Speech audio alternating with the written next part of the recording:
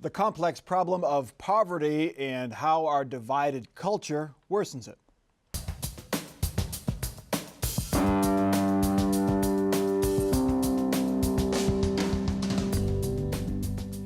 Joining us on Columbus on the Record this week, Gene Krebs, former state legislator and co-author of the book Bridges Across Every Divide. His co-author is Phil Duvall, a poverty consultant and trainer. Also joining us, Sam Gresham of Common Cause Ohio and Anna Borsick of the anti-poverty organization, The Root of Things. This week, we turn our attention away from the constant grind of political news and dig deep into a problem that never seems to go away: poverty. Poverty rates may decline during good economic times like we're in right now, but only a little.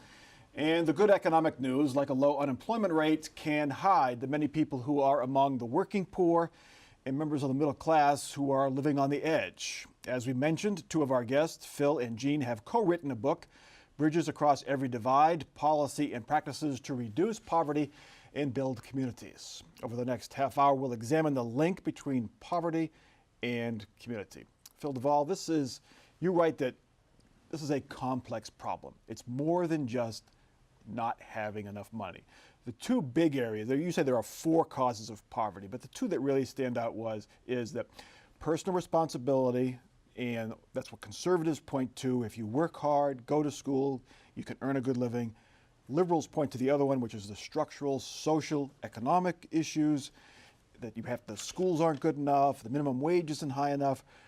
That's where one of the big divides is right now. That's exactly right. That the research falls into those clusters, and then we get into an either-or way of thinking. We're right, you're wrong, and so on. What we found when we looked at the research is that it's not either-or, it's both-and. There's good research about choices and circumstances of those in poverty, and there's good research on the systemic political economic side. So it's really both-and. And then we discovered that there's two other clusters of research. And one is where you live, and the other is exploitation. Yeah, and where you live, you don't have access to those good schools, and the exploitation being the payday lenders. Yeah. Anna, you have come back from poverty, and you're climbing out of poverty. You went to Phil's class and got the Getting Ahead program. Which do you think, of those two, the old pull up by the bootstraps theory, or there aren't enough resources, the government's not doing enough? Where does the problem lie the most? I think it's both. But from my standpoint and where I've come from, it's more on the structural system. There's not enough resources and there's not enough organizations that can handle all of what needs to be taken care of. It's kind of hard to pull up your bootstraps. You don't even have boots to put on in the first place. So for me, it is, on the other end, more systematic, more oppressive, exploitative, and lack of resources in our communities. Sam, you've worked with the Urban League for a long time. You've been addressing this your whole career, really. That's true. Where do you stand on this? Well, first I want to say thank the gentleman for writing the book, because I think you take the conundrum and you split it right in half. Because this is a problem that has a resolution, but we fight the resolution and we ignore all of its characteristics. We want to say it's personal responsibility. And then you don't want to look at the systemic aspects of the system and how people are cast into a caste system, and it's difficult for them to get out unless something intervenes in that system to help them. I'm a product of that. I'm from LaFleur County, Mississippi. I grew up in the country, moved to the city, went to the big city. But what changed my life was people intervened. People gave me resources. People showed me things that I had never thought about doing or ever got involved with. It changed my whole trajectory in life. So it's possible now. The other part that you point out is I took personal responsibility. Mm-hmm. I said these opportunities are here and I'm going to exploit them because it's better for me. Gene, where is there a breakdown that personal responsibility accounts for 20% of the problem, 50% of the problem, 70% of the problem? Is there any way of measuring where we have to work on more? I think that you do not, as to quote John Corlett, the government does not do complex very well. And so it is almost impossible to make blanket statements about humanity writ large because it's each individual human as they approach these problems that then solve and work with them. I think that you need to leave it up to themselves. And what I like so much, I find so much appealing about Phil's methodology here is basically what happens is for the poor and working poor, they investigate their own lives. They work through this workbook, and it's a 16-course thing, but usually about the third to fourth week, you start hearing this phrase going around the room, oh, this is why my life sucks, okay? And yeah, and they're going, and now they act as their own social workers, so to speak. They understand how all of this begins to integrate. And it goes to the issue then of it's not a Republican, not a Democrat, it's about humanity. So Anna, that's what you went through this program. Did you Yes. have that same aha moment? Yes, I've actually been dealing with Getting Ahead for almost 10 years and Bridges. I'm now a facilitator now for 7 years. It has changed my life immensely, coming from human trafficking, not understanding middle class, not understanding the hidden languages and rules that accompanied that. I wasn't going to get far. This curriculum showed me that I had a voice. It helped me become an activist. It helped me meet with other social capitalist people, Marlene Carson, to sign the Human Trafficking Task Force bill with the governor. I mean, going to state hearings on Medicaid and helping people get their Medicaid back. So it gave me a platform to speak for other people when I couldn't speak for myself. And I do want to interject something here. I've often referred to Phil's program as the universal, his method as the universal field theory of public policy. It can solve almost any public policy. I will tell you, I never thought about applying it, though, to sex trafficking until I'm talking to you and I'm going, well, of course you can. And that's that's the beauty of this methodology. It's each individual each person gets to adapt it as best they can. So Phil, just to step back a bit, to your elevator pitch, you have someone who's willing to work, who's willing to take personal responsibility. Right. How do you help? What can be done to help that person climb out of poverty? Well, so we talk about the triple lens. That means the individual has to make changes, then the institutions have to, then the community, and now we're talking policy. So the individual who's going through Getting Ahead makes the argument for change, knows what they're going to do, but poverty is so complex that they're going to need support to overcome the barriers that are built into our institutions and the community. So they have to have people that are trained in Bridges that have now the same language. We call it a common language, right? So we're all using that language, and we're able to say, okay, so there's a barrier here, and Anna is pointing out what it is. How can we bring the different institutions together to smooth that way or knock over barriers? And then if that isn't enough, we have to ask the community to make changes, the county policies to make changes. And our book is about getting to state policy too. Gene, those barriers are pretty high.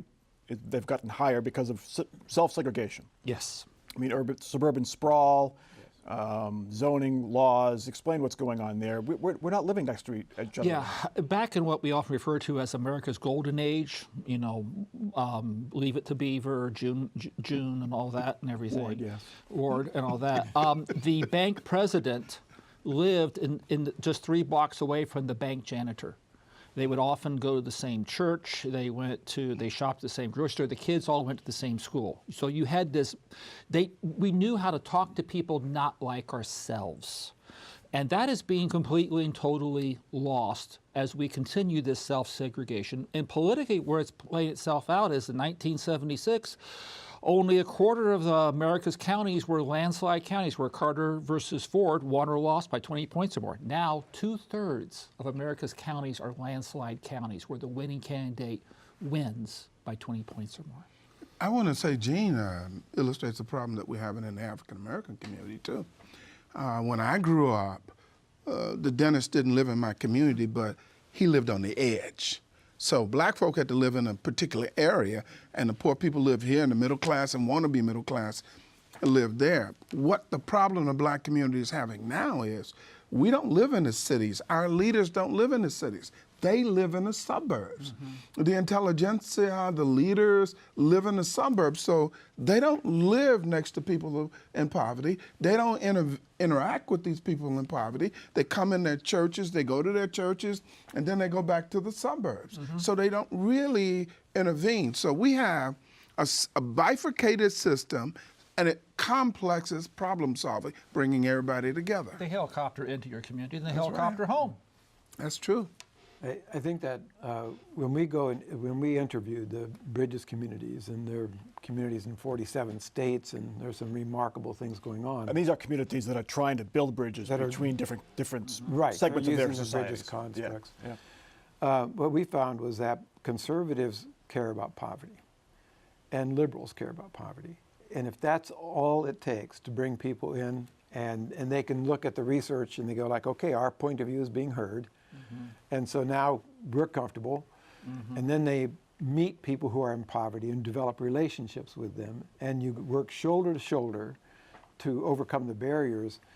We then asked these in our interviews, do you have both liberals and conservatives involved in what you're doing? And every site said, yeah, we do. And it doesn't matter if you're in Oklahoma. They go, we're the reddest of the red states. Or you can be in Howard County, Maryland, which is a very progressive area. Same thing. And then we said to them, when you start tackling the barriers, does that trigger the narratives of the left and right? And they said, never. Because now we're invested in a relationship. And now we've learned the hidden rules of class. Those in poverty know where the middle class are coming from, and vice versa, and the wealthy as well, right? So now we have this way of talking where those things used to amount to judgmentalness, it's now understanding. And so then it's just a matter of like, okay, what does it take to get through this problem? And it has about 85% success rate. Yeah.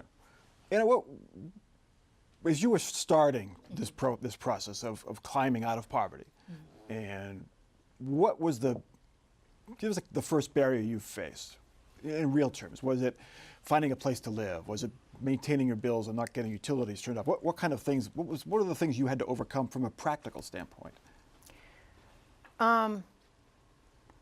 Legislation and laws not being in place to protect victims. I was still being criminalized. Okay. As a sex traffic victim. I was also used as a drug mule. So I have importation charges, which hindered me from a lot of things. Through this, though, I've been able to build social capital, which you mentioned earlier, that you need. People that came and said, let me hand you this, or let me give you this information. And that's the only reason that I'm where I'm at today and sitting here talking to you guys, is because people in his community, Bridges, said, I see a purpose in you. Let's figure what that is out, and let's help build you on that. So did you take the initiative? Did people find you? How did that work? How did you get connected? It was with both. It was both. I think I was open and ready. I just didn't know what it looked like because I was scared. So of course, believers and non-believers, God brought in the right people and said, listen. And through those different exchanges with people, I've built a nice supply of social capital that has really helped. Mike, for my 20 years in the business, she self-selected. She decided she wanted to move. That is the greatest reservoir of people where you can make a change, because people have to be ready. They want to make the change, and they also have to be willing to make the sacrifices, because it is a sacrifice to change. It takes you out of your comfort zone. You have to go places that you don't normally go, deal with people you don't normally deal with, and you got to twist your thinking. She alluded to the hidden language. For a lot of people, they don't understand the language. They don't understand how they project given the language that they use. But I'm going to tell you about a time. This time is a transitional time. And I'm going to say to you, in the future, we're going to deal with it. Trump has set up such a draconian approach to how we solve problems in the country, and particularly for the poor, that when we move on beyond this period, we're going to find the objective approaches. We're going to find the resolution. We're going to find the system, because the government knows how to do this. It's just been prohibited from doing it. Gene, when we have someone who's willing to take that initiative, willing to self-select and take the initiative, are the resources there? All we hear is we need fewer taxes, lower income taxes. We need to provide incentives to companies to locate here, which means less money for schools. Do we have the resources as a society and as a government, federal, state, and local? We obviously do not have the proper policies in place. Otherwise, you would not have encountered some regrettable brick walls the moment you tried to lift yourself up. I think the other issue we have is a lot of people are not aware how to lift themselves up, or they even can lift themselves up. It's the concept of the man says, and the man, yeah. Absolutely. And so one of the first things, and the other thing I have to say is that what Phil's, and as a conservative, how I find Phil's methodology so alluring, is it's completely nonlinear. It's very organic. It's very individual and community driven. And as opposed to, and you know, what you're seeing out of the State House and out of DC, from both parties, frankly, it's a very linear approach. Oh, here's a problem with poverty, we will do, boom, blanket. It just does not work that way. Is it too much top down, Phil? Lyndon Johnson, War on Poverty. Federal initiative. Federal government pays for the housing subsidies, pays for the food assistance, pays for Medicaid. It helps. It's a shared state and federal thing there, but the federal government is the engine behind it. Should it be more bottom up and less top down? Do local communities have the ability to make meaningful change? I think that in this era, where the divisiveness seems like to be an extreme, the policies that are offered from above come with these narratives that are so entrenched. So they kind of drop like bombs, right? And build their own resistance. So our approach is to say to the communities, and we would like to see this happen at the state level. And there are some states that are very close to this: Ohio, New York, Oklahoma, where there's a lot of communities doing this, is to say, if you're listening to what the barriers are, and you can make good work with your local politicians, where Gene's part of the book comes in, is how to work with politicians and how to create briefing books for them and how to bring everything in your community from people from all classes, all races, all sectors, and political persuasions on this topic. Then we go from there to the state with 17 communities saying this policy needs to be changed. So we are saying from bottom up, you can have an influence. And yeah, after I left the General Assembly, when I was with my first think tank, I ended up passing 10 bills through the General Assembly without a PAC, made no political donations. In other words, you can do this. And frankly, if you buy the book, you'll never again have to talk to me ever again about any of this stuff, okay? Because it's the complete Gene Krebs on how to get all this stuff done. I am not putting money on the table on that one. Anna, you went to the State House. What was that like? Did you feel they were really listening to you and they want to act on what you told them? I did. It was 182 individuals on the South Side that kept losing their insurance every few months. Me and a few other individuals from that community went on the state hearing and spoke our testimonies, mine on human trafficking and how years of mental health treatment wasn't helping me. Now that I found a new course of treatment, I'm no longer getting insurance. So you were advocating for more Medicaid expansion or more mental health insurance treatment?